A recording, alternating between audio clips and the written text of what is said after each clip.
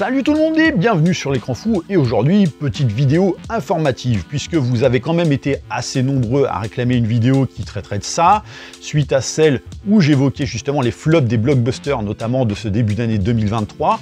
Et donc on va effectivement parler budget de film, on va parler box-office, on va parler rentabilité et voir un petit peu comment tout ça s'imbrique. Parce que oui, souvent les chiffres disent des choses, mais on comprend pas toujours à quoi ça correspond et pourquoi notamment parfois on use du terme de flop quand un film à gros budget fait de grosses recettes malgré tout. Effectivement, il faut prendre en considération plein d'éléments dans tout ça.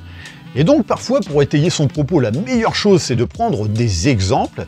Ça tombe bien parce que en ce moment, ça n'en manque pas, et je vais prendre notamment le cas de La Petite Sirène. On pourra notamment en étudier d'autres par la suite, vous inquiétez pas, mais là on va prendre celui-ci. Donc La Petite Sirène, film flanqué d'un petit budget de 250 millions de dollars, rien que ça. Bon, après, que ce budget ne se voit pas à l'écran, ça c'est un autre débat évidemment, mais 250 millions de dollars, on est déjà quand même sur du blockbuster assez costaud.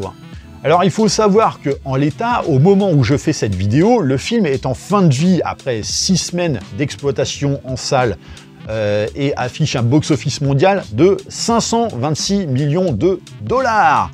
Donc en soi, bon, on se dit que c'est bon, le film a cartonné, vu que, en l'occurrence, il a dépassé le double de son budget. Faux! Complètement faux! Et oui, idée reçue pure et simple, car il faut bien prendre en considération plusieurs choses.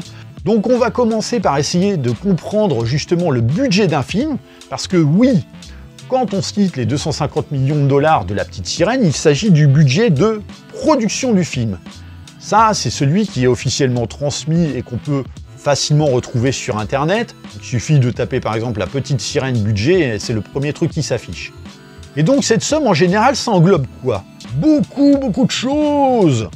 Alors dans un premier temps, ça englobe les droits artistiques, donc ça inclut l'achat des droits d'un scénario, d'un roman, voire même d'une musique. Ensuite, il y a le salaire des acteurs et des figurants, et qui peut vite monter selon le nombre de têtes d'affiche et selon le côté bankable de chacun. Bien sûr, parce qu'un film, ce ne sont pas que des acteurs, c'est aussi des techniciens derrière la caméra et autres. Donc, il y a le salaire de ceux-ci. Il y a également la production, l'éclairage, mais aussi les assurances en cas d'accident ou autre. Et bien sûr, tout ce qui est post-production, à savoir le montage, le doublage, les effets, le travail de l'image et du son. Ensuite, on a la régie, quelque chose qu'on néglige mais qui est extrêmement important et conséquent, à savoir tout ce qui est frais d'hébergement, de nourriture, de transport, de défraiement des équipes en déplacement notamment. Ensuite, il faut savoir qu'un film, c'est aussi de la musique. Donc, il y a le compositeur, son orchestre, l'enregistrement, le studio. Vu qu'on reste dans le domaine auditif, on peut rajouter le son, donc tout ce qui est prise de son, bruitage, doublage. Mais il y a également tout ce qui est matériel et frais techniques et de tournage, donc qui représente à peu près 20 à 25% du budget. Donc tout ce qui est prise de vue, mais avec la machinerie, donc tout ce qui est les rails de travelling, les grues, les prises de vue aériennes et autres, donc à travers des avions ou des drones. Sachant que ça inclut aussi les costumes, les maquillages, les décors, les cascades, les effets spéciaux et même tout ce qui est de l'ordre des secteurs de tournage des villes et des pays, quoi. Bien sûr, comme on parle ici d'une entreprise, il y a évidemment les charges sociales, mais on a aussi les frais généraux qui s'élèvent à environ 10% du budget total, donc ça c'est quelque chose d'assez général, même si bon c'est difficile à décrire, on n'arrive pas trop à avoir d'informations sur ce qu'ils représentent véritablement ces frais généraux. Et ça, c'est évidemment sans prendre en considération les imprévus qui peuvent vite gonfler la facture, Donc ça fait déjà quand même pas mal de choses, mais il faut savoir que certains films, justement quand on parlait d'imprévus là à l'instant, ça peut en faire partie, on a des films qui peuvent repartir en production pour des besoins de reshots, voire carrément de réécriture de scénario, notamment quand les tests screening se sont avérés peu enthousiasmants, voire des fois catastrophiques, et c'est arrivé quand même assez souvent, et donc des situations qui requièrent de rajouter 1 ou 2 bifetons sur la table.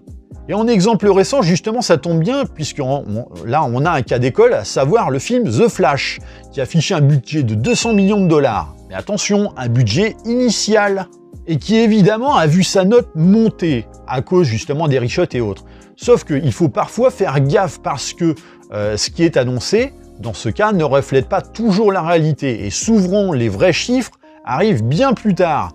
Donc en l'occurrence, quand pour The Flash, ils annoncent 20 millions de dollars de rallonge, alors que le film a quand même subi des reshots massifs, et qu'il a été en production pendant 4 ans, et forcément, pendant 4 ans, oui, comme je le disais, il faut les payer les employés pendant ce temps-là, et tous les frais supplémentaires. Donc disons que les 20 millions de dollars, on en est loin, et je pense qu'on avoisine plutôt les 100 millions supplémentaires, voire peut-être même au-delà. Un exemple tout bête, Jurassic World Dominion, dont le budget initial se chiffrait à hauteur de 180 millions de dollars, et en fait la valeur officielle s'est finalement orientée sur 265 millions de dollars, donc méfiance sur les chiffres initiaux, puisqu'ils peuvent vite être transformés par la suite. Mais en moyenne, oui, il faut prendre en considération tout ça dans le budget. Mais je le répète, on ne parle ici que du coût de production. Bah oui, parce qu'un film, c'est pas que ça, ce serait trop simple sinon. Donc non, il y a aussi des frais annexes et promotionnels qui rentrent dans le cadre du budget marketing. Et là aussi, il faut prendre en compte beaucoup de choses. À savoir que dans ce budget-là, on va commencer également par la production de bandes annonces et de spots télé, la production d'affiches, la distribution de tout ça à l'échelle internationale, parce qu'on parle quand même de blockbusters qui recherchent le succès mondial. Ensuite, on a bien évidemment les contrats publicitaires, comme par exemple les partenariats avec les magasins ou même les fast-foods, mais à l'échelle internationale, voire même le merchandising avec certaines marques. Et puis pareil, chaque fois qu'une émission va être invitée à faire la promo d'un film, ça rentre dans ce cadre-là. Et c'est sans compter les événements majeurs qui peuvent faire décoller la facture, mais à vitesse grand V, quoi. L'exemple le plus probant, c'est un spot publicitaire au Super Bowl qui peut atteindre environ 7 millions de dollars pour 30 secondes de diffusion. Et il est arrivé effectivement que certaines sociétés de production mettent le paquet justement sur ça en diffusant carrément des trailers entiers de 2 minutes. Ça a été le cas notamment de Universal avec des trailers de Fast and Furious, quoi. Donc on parle d'une promo à plus de 20 millions de dollars juste sur un événement. Donc bien sûr, ça peut aller très vite. Et donc dans le cadre de films comme La Petite Sirène, puisque de toute façon c'est l'exemple que l'on a cité tout à l'heure, il faut se faire à l'idée que désormais on avoisine des budgets extérieurs qui vont jongler entre 75 et 150 millions de dollars. Donc bon, c'est vrai que c'est des choses qui ne sont pas forcément quantifiables parce que ce sont vraiment des données extérieures et on n'y a pas accès sur Internet à moins qu'elles aient fuité, mais en général c'est très très rare. Mais voilà, on est vraiment dans cette fourchette-là, surtout maintenant au vu des sommes astronomiques qui atteignent les budgets de production de ce genre de film. La promo est extrêmement importante. Donc pour un film comme La Petite Sirène, on va lorgner du côté des 100 millions de dollars pour rester dans la fourchette basse, mais bon, voilà, on sait qu'en général, Disney met quand même pas mal le paquet, surtout quand en plus ils caressent l'espoir d'atteindre le milliard de recettes, notamment c'est ce qu'ils attendaient avec La Petite Sirène. Et là, si on fait une petite addition du coût de production et du budget promotionnel estimé, et qu'on n'est pas trop mauvais en maths, eh bien on obtient la somme dérisoire de 350 millions de dollars. Bah oui, c'est de la broutille, c'est ni plus ni moins qu'un an de salaire sur YouTube. Non, mais je déconne. Et donc bah oui, forcément, au vu de ce chiffre, vous allez quand même me soutenir que avec 526 millions de dollars de recettes, 350 millions de dollars de budget général, ça fait 176 millions de gains, ce qui est quand même pas mal comme argent de poche. On peut s'en acheter des glaces avec ça cet été. Et ouais, mais sauf que non, c'est pas comme ça que ça marche.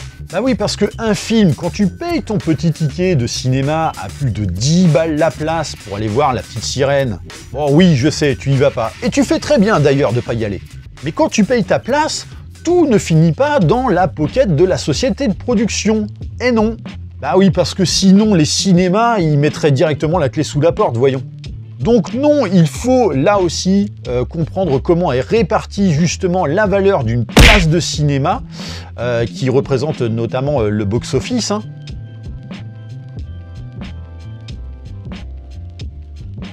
Donc comme le box-office représente la somme de la valeur de toutes les places de cinéma qui ont été vendues sans retrait de quoi que ce soit justement à l'intérieur, l'important c'est de savoir, enfin de comprendre comment est réparti le prix d'une place de cinéma. Et d'ailleurs, en parlant de box-office, contribuez au mien sur le YouTube Cinégame en likant et partageant la vidéo, et bien sûr en vous abonnant à la chaîne. Fermez la parenthèse, on revient sur le sujet. Donc pour comprendre justement comment est répartie la valeur d'une place de cinéma, quoi de mieux justement qu'un bon schéma pour illustrer tout ça? Donc voilà, à travers ce joli gâteau de toutes les couleurs, comment est découpé le gâteau. Donc effectivement, tout le monde ne profitera pas du dessert de la même manière, hein. Alors ce qu'il faut voir, c'est que de manière globale, l'une des grosses parts revient évidemment aux exploitants, donc les salles de cinéma, et qui varie selon les pays, mais en général, on est aux alentours de 40 à 50%. L'autre grosse part revient évidemment au producteur via son distributeur, donc le distributeur qui, en général, fait le tampon entre le studio et les cinémas, et qui se prend évidemment une petite marge, comme il se doit, un petit pourcentage, d'où tout l'intérêt qu'ont les gros studios hollywoodiens à être eux-mêmes leurs propres distributeurs, afin justement de partager encore moins le gâteau. Et donc le reste des parts, donc à savoir celles qui servent juste à savoir quel goût avait le gâteau, hein, pour ceux qui sont autour de la table, ce sont les diverses TVA et autres taxes, hein, comme notamment nous en France, on a ce que l'on appelle la TSA, donc taxe sur les salles d'exploitation des spectacles cinématographiques. Et on peut voir qu'il y a aussi une mini-part qui revient aux organismes régulateurs des droits musicaux, donc comme notamment la SACEM en France ou encore l'ASCAP aux États-Unis. Donc bien sûr, ça varie en fonction des pays, ça c'est une évidence, tout le monde n'a pas les mêmes organismes justement de régulation et de taxes, et c'est vrai que tout le monde n'applique pas forcément les mêmes pourcentages au niveau des exploitants et de la distribution, et donc forcément de la production. Mais de manière générale, on reste quand même sur quelque chose d'assez... voilà, sur une moyenne d'à peu près 50% qui revient pas aux exploitants, mais aux producteurs. Ce qui fait que du coup, quand La Petite Sirène fait 526 millions de dollars de box-office, qui est établi sur le prix général des billets vendus, donc on parle vraiment de recettes pures générales, il faut évidemment diviser par 2 cette valeur pour savoir ce que Disney en récupère. Donc, vu qu'on est bon en maths, c'est 268 millions de dollars. Donc, vous avez bien vu que comparé au budget global du film de 350 millions, promotion comprise, on n'y est pas du tout. En gros, pour définir ce que l'on appelle le seuil de rentabilité d'un film, il faut utiliser cette formule mathématique toute simple qui est d'additionner le coût de production au budget promotionnel et multiplier tout ça par 2. Ce qui fait que dans le cas de La Petite Sirène, le seuil minimum de rentabilité est de 700 millions de dollars. Donc non, c'est pas la même limonade. Voilà pourquoi Disney au départ envisageait des recettes au box-office à hauteur d'1 milliard, justement pour faire une hausse de 300 millions, qui est forcément divisée par 2, pour que le studio récupère 150 millions de gains nets, enfin plus ou moins. Oui, je dis plus ou moins parce qu'il faut prendre en compte le fait que, de toute façon, dans le cadre du cinéma, il y a toujours 2-3 petites choses, et notamment la question des royalties que les acteurs, notamment Bob Campbell, indiquent dans leur contrat, et qui font que ce pourcentage est aussi à déduire aux gains que fait le studio sur le film. Mais pas d'inquiétude, puisque Hollywood dispose d'une méthode imparable pour éviter d'avoir à redonner des sous-sous, hein, le Hollywood Accounting, donc pratique totalement légale, on se demande comment hein, d'ailleurs, hein, enfin du moins légale pour le moment, même si effectivement on pourrait carrément douter de sa moralité, hein, et qui consiste à faire appel aux services de sociétés de comptabilité spécialisées, qui sont généralement créés par le studio lui-même pour le film en question, mais des sociétés de comptabilité qui sont en fait des bouffeurs de fric en puissance. Donc en fait, ce sont des organismes de facturation qui sont voués à justifier des pertes d'argent conséquentes des studios sur un film et le rendre non rentable volontairement. Alors bien évidemment, quand à la base, il est rentable. Du coup, ces sociétés impliquent des frais généraux aux studios qui s'articulent autour de 3 axes majeurs, à savoir, dans un premier temps, les frais de production à hauteur de 15%, des frais marketing définis à 10% et des frais de distribution d'une valeur de 30%. Donc là, on parle de 55%, c'est énormissime. Donc évidemment, comme je disais tout à l'heure, si un film ne génère pas de profit, pas de royalties forcément, mais dès lors qu'il y a du gain, ces sociétés absorbent justement ceci, ce qui fait que le film ne rapporte absolument rien. Et du coup, pas de royalties à fournir là non plus. Tout est fait pour ne rien avoir à partager. Ah ouais, c'est pratique, hein. D'ailleurs, le cas le plus significatif et souvent cité en référence au sein d'Hollywood, c'est celui de David Prowse, donc pour le rôle de Dark Vador dans Le Retour du Jedi, donc un film qui a rapporté une somme colossale par rapport justement à son budget de départ, et donc David Prowse qui n'a jamais perçu le moindre centime d'intéressement au bénéfice malgré que c'était indiqué dans son contrat, et ce depuis 1983 à cause notamment des Hollywood Accounting. Donc vous avez vu qu'il y a quand même beaucoup d'éléments qui rentrent en ligne de compte dans le calcul du budget d'un film et de sa rentabilité, et encore que bon, je vous ai pas fourni tous les tenants et aboutissants, hein. Je vous ai vraiment livré la couche principale, les données de base. Ce qui fait que oui, pour vous donner quelques exemples supplémentaires, quand Disney estimait qu'à 1,2 milliard de dollars de recettes au box-office, Avatar 2 ne serait pas un succès, c'est que effectivement, il faut prendre en considération que le budget de production est de 400 millions de dollars avec une promotion qui atteint facilement les 150 millions. Donc le seuil de rentabilité minimum, vu qu'on est très bon en maths, on obtient justement celui de 1,1 milliard de dollars. Donc un gain de 100 millions pour un film d'une telle ampleur, et donc un tel risque financier au vu de ce qu'il coûte, c'est évidemment pas suffisant pour le studio, quoi. Bon, bien évidemment, ça n'a pas du tout été le cas et Disney a pu sabrer le champagne au vu de ses recettes astronomiques. Mais à l'inverse, un film comme Fast X, dont la production s'appuie justement sur le succès des précédents opus pour notamment spéculer sur sa réussite potentielle, avec un budget de production de 300 millions de dollars, hein, là, on est carrément sur des trucs mais astronomiques, quoi. Vraiment, les budgets qu'on a atteints, c'est absolument fou. Auquel tu ajoutes 100 millions de dollars de promo, et je suis gentil sur les chiffres, hein, c'est un seuil de rentabilité de 700 millions de dollars, et donc là, à l'heure actuelle, avec un box-office à 697 millions de dollars, ce qui représente un chiffre énorme, hein, malgré tout, bah, Fast X n'est pas rentable en fin d'exploitation en salle. Voilà le constat. Alors il faut savoir que là, ce que je vous ai présenté, c'est véritablement le cas de figure des blockbusters. Là, c'était vraiment pour vous montrer un petit peu l'état de rentabilité des films à très gros budget. Bien sûr, pour les films à plus petit budget, on est toujours sur quelque chose de très très différent. On n'est pas sur le même fonctionnement, notamment en plus en France et puis même dans d'autres pays. Là aussi, c'est très particulier puisque notamment en France, on a les financements par le biais d'associations, d'autres organismes et autres, comme le CNC en l'occurrence. Donc, il y a plein de petites choses qui rentrent en ligne de compte, en sachant que il faut savoir qu'on ne produit pas les choses de la même manière, notamment pour du film français. Il faut savoir que on le sait pertinemment, mais on les finance quand même. La rentabilité autour du cinéma français est à hauteur de seulement 12%. Donc on n'est vraiment pas du tout dans le même cas de figure. Pareil pour les films issus des plateformes de streaming, c'est toujours très difficile de quantifier.